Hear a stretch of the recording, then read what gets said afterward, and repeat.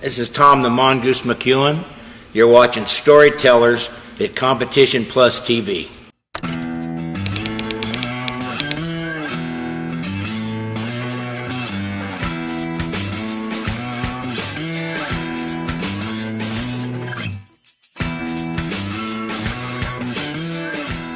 Did Ivo tell you all about that? No. How bad it was with him and Perdome?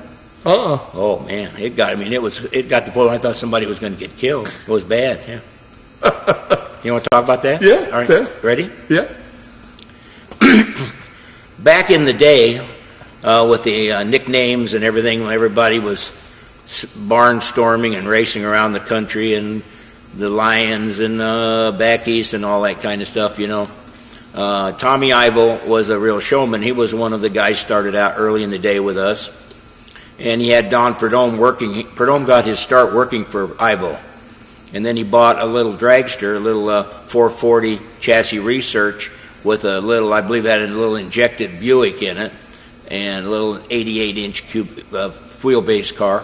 And he started driving that car, and then we were all racing, and he was driving for different people. Well, anyway, Ivo and Perdome kind of had a little thing going where Perdome used to work for Ivo, and they would kid him about it. So they had a little world war going on between the two of them.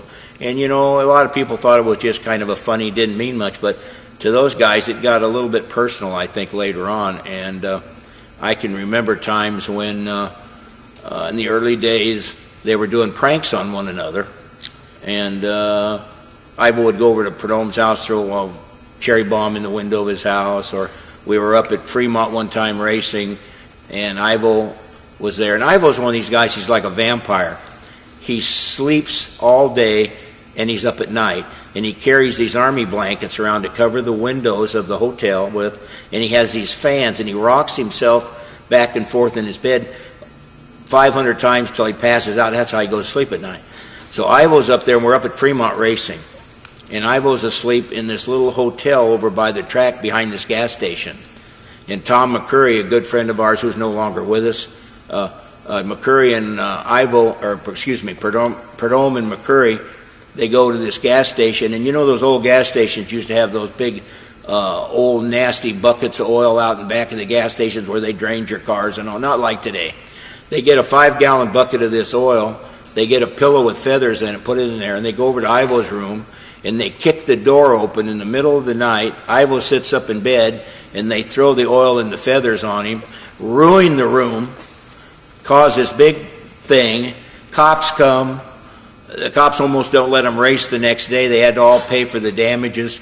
I mean, it was bad, and that was lightweight. And later on, when they were racing, it got to the point where Ivo used to carry a gun in the seat of his car for protection if he raced Perdome, because Perdome was going to beat him up at the end of the track. And so Ivo hired Tarzan as a bodyguard. And one time we were at Illinois racing, and Ivo and Perdome jumps on him out in the gravel, and we had to go pull him off out there. So that was a rivalry. They kind of talk to each other now, but I don't really think they like each other for whatever over the years. So that's a rivalry that a lot of people didn't know about. We were 1972, Ivo and I were invited to Hawaii to the opening of their drag strip over there, and to the dragsters. And we were over there staying in this big high-rise hotel. And Ivo's a real trickster guy.